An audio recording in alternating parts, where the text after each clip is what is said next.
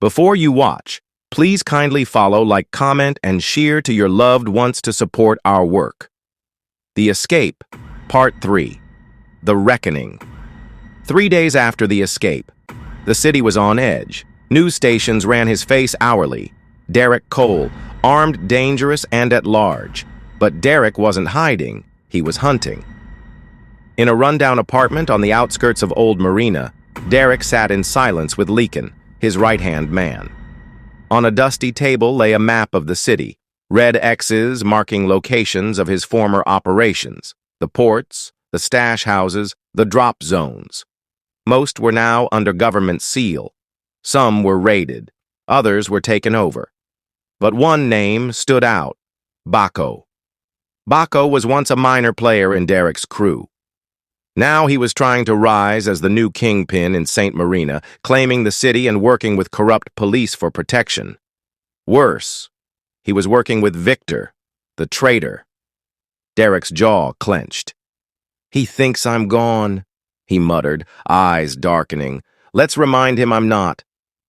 That night in Victor's house, Victor, now under protection, was restless.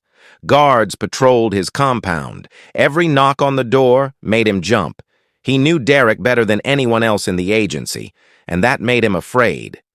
Then the lights went out. Within seconds, a shadow moved through the hall.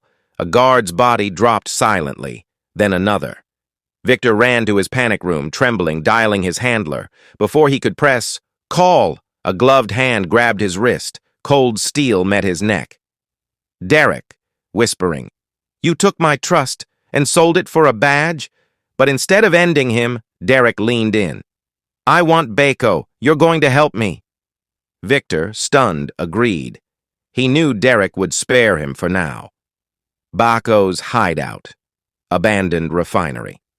With intel from Victor, Derek and Leakin moved on Baco's operation.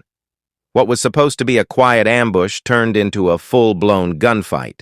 Baco's men were heavily armed, but Derek's team, former soldiers, street-trained, were surgical. Explosions rocked the compound. Sirens howled in the distance.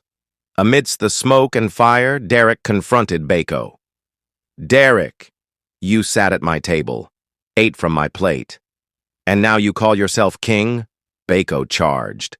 A brutal hand-to-hand brawl followed. Bricks, chains, raw fists. But Derek overpowered him, leaving Baco beaten and unconscious as the police finally arrived.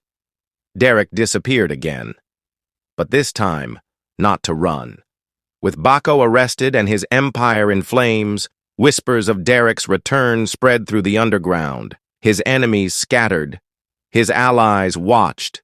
The city was changing, and Derek was no longer a criminal on the run. He was a ghost in the system, a legend, a shadow, and the king was back.